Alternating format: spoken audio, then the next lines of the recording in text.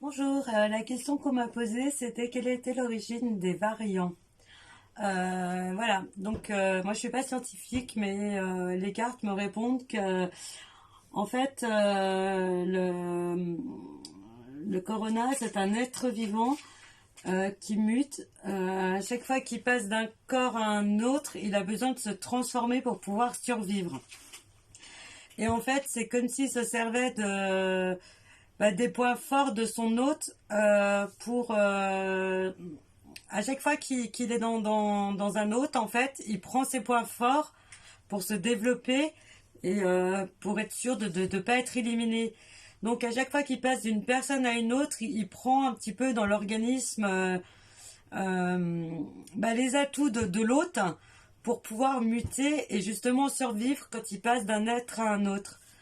Ça doit être bizarre ce que je dis, mais en fait, comme c'est un organisme vivant et qu'il a besoin de se multiplier pour pouvoir survivre, et quand il passe d'une personne à une autre, comme l'organisme n'est pas le même, il faut qu'il s'adapte. Donc à chaque fois, il va prendre justement cette force d'une personne, enfin cette force entre guillemets, pour quand il va passer à un autre hôte, quand il va se multiplier dans un autre hôte, pouvoir survivre parce que son but ultime est de survivre, parce que c'est un organisme vivant, c'est quelque part un être vivant, et qu'il a besoin de vivre aux dépens d'un autre.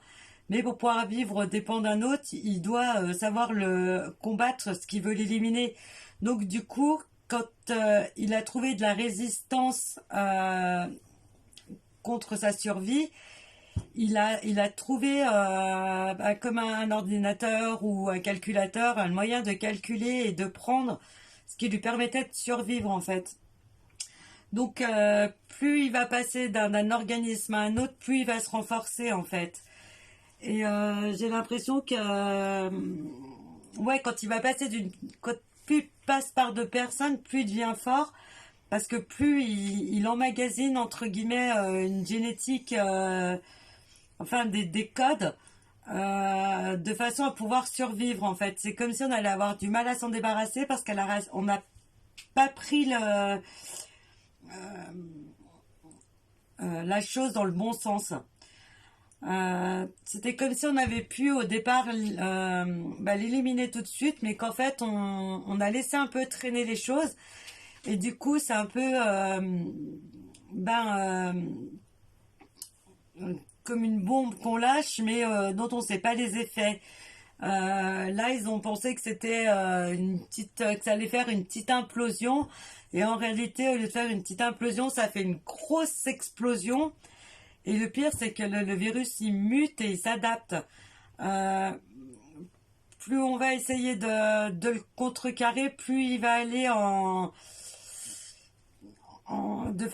il va aller de façon exponentielle en fait. Et donc, euh, c'est comme si pour pouvoir le contrecarrer, il fallait laisser justement le corps parce que là c'est comme si plus on va essayer d'apporter une aide au corps pour l'éliminer, plus il va prendre les substances qu'on amène pour l'éliminer pour se développer, devenir de plus en plus fort et aller c'est comme s'il allait au combat en fait pour pouvoir survivre et que si on laissait le corps le détruire par lui-même ou s'adapter justement au fait qu'il soit là, il y aurait beaucoup moins de dégâts.